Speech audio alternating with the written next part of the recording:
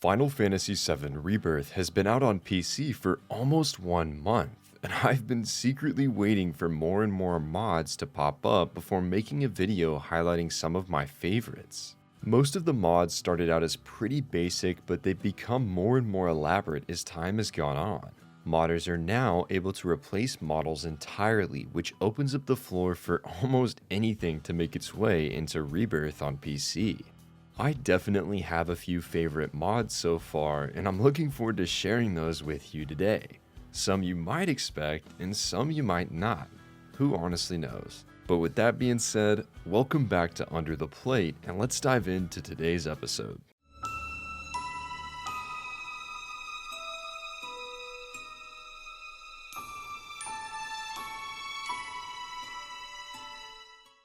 Alrighty, and I think we're just gonna jump right into it.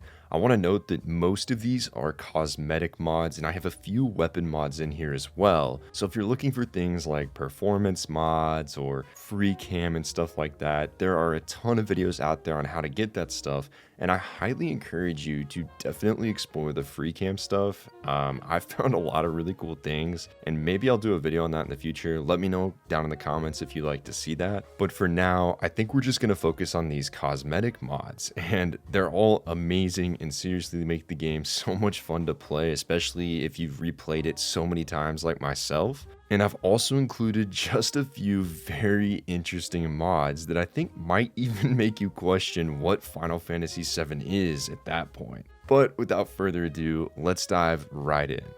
So, first up, we've got the Ultima Aerith mod, and this is basically a take on, as the description says, what if Aerith had an ultimate form like Sora does in Kingdom Hearts? I definitely see the Sora inspiration, but for me, this screams Xemnas, right? So I was in love with this mod from the beginning. It's so amazing, and I think it's a great take on Aerith, the balance between light and dark, just seeing that. I think it's super cool, and she looks awesome. She looks stunning in it, and I really think it's a fun mod to mess around with, especially if you don't really have any cosmetic mods in Rebirth. I had a lot of fun messing around with this one, just seeing Aerith in this costume around different environments in the game, and I don't know, I just thought it was a fun one. I like this one a lot.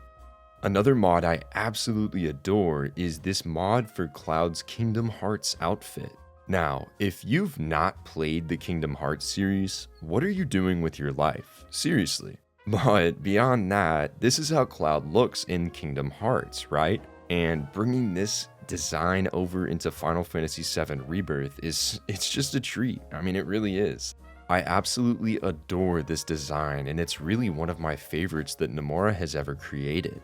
I think just being able to see this design in 4K in the world of Final Fantasy VII Rebirth is truly special, and I really love the Buster Swords design as well, and that comes packaged in with this mod. So I don't know, you get a little bit of that Vincent inspiration, you get that classic Kingdom Hearts feel, and yeah, I mean, it's a really fun way to experience the game, honestly. If you're a Kingdom Hearts super fan and Cloud's outfit either isn't enough or somehow you don't like it, which we won't have that conversation today, there's also this amazing Kingdom Key mod that turns Cloud's Buster Sword into the iconic Kingdom Key.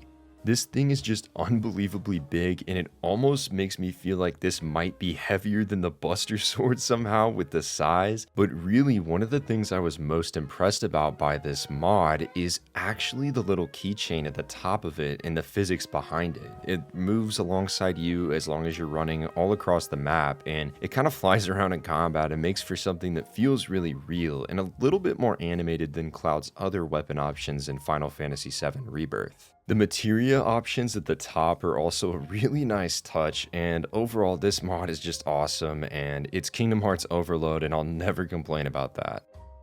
Next up, I've got the Loveless outfits mod that brings in all of the outfits from the Loveless play into the world of Final Fantasy VII Rebirth. First off, yes, these are already in the game, but you actually can't switch into them outside of the play itself. This includes Cloud's outfit as Alfred and the dresses for Rosa, for Aerith, Tifa, and Yuffie, as well as Red 13, Barrett, and Kate Sith's look. I really have to say, the Loveless play is one of my favorite parts of Final Fantasy VII Rebirth for so many reasons. I mean, first off, just seeing that recreated in 4K and just with the new remake was unbelievable, but the outfits themselves were just so creative and elegant in a way, and I really am so happy we can finally try these out in the real world. This mod basically makes it feel like you're cosplaying inside Final Fantasy VII Rebirth, and it's kind of fun to be honest. I think it's pretty funny to see characters like Tifa and Aerith wear these long flowy dresses as they fight all these different monsters and stuff throughout the world. And even Barrett, his outfit is just almost ridiculous to a certain point, and just,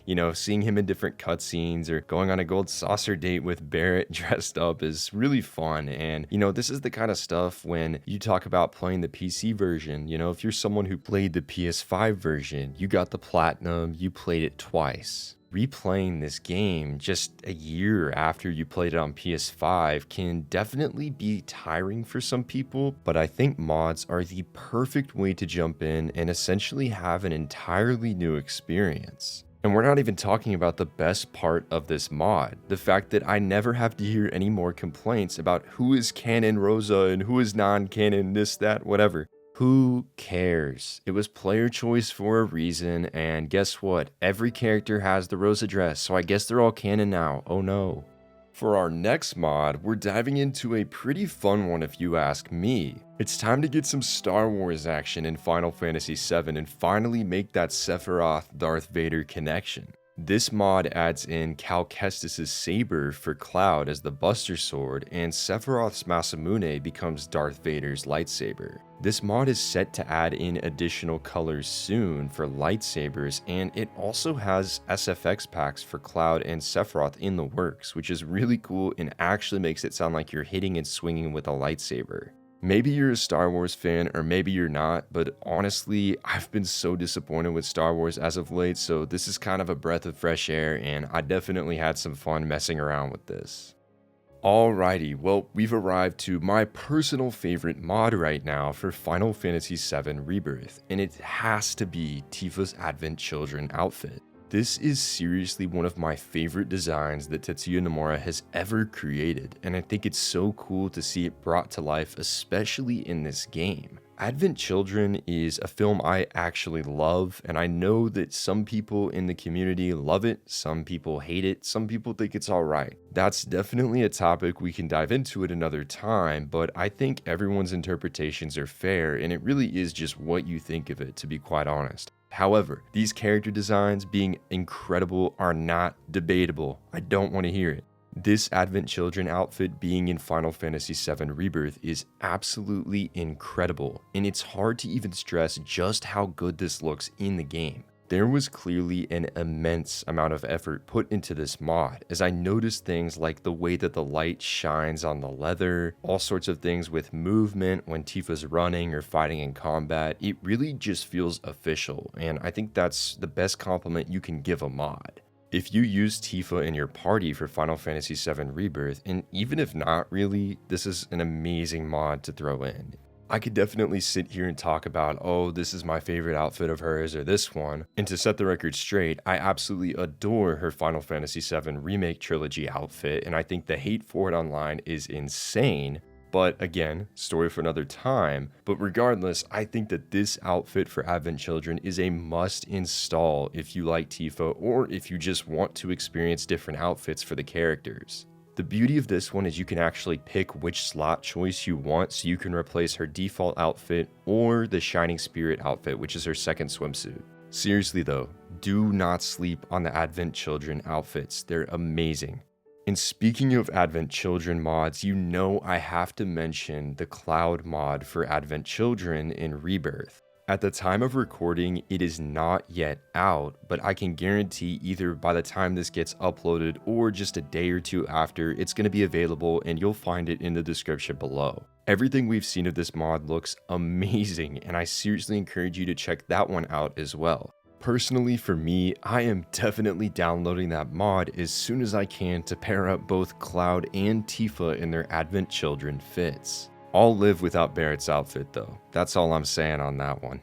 Finally, to close us out, I've got two pretty hilarious mods that I could not believe existed, and I was like, we have to put him in somewhere. So the first one has to be Barrett cosplaying as All Might from My Hero Academia.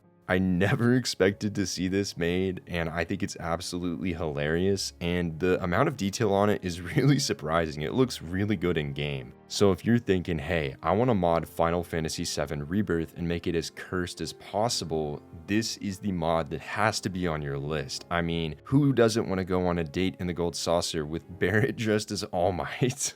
Finally, and of course, we had to include this one. The last mod I've had on this list has got to be Cloud J, which is CJ from Grand Theft Auto overlaid onto Cloud's model. Running around Final Fantasy VII Rebirth with CJ just wielding the Buster Sword like it's nothing was so funny. And I think it's just, again, one of the great ways that you can just completely mess the game up in a fun way and still have a great time with it and get some laughs too.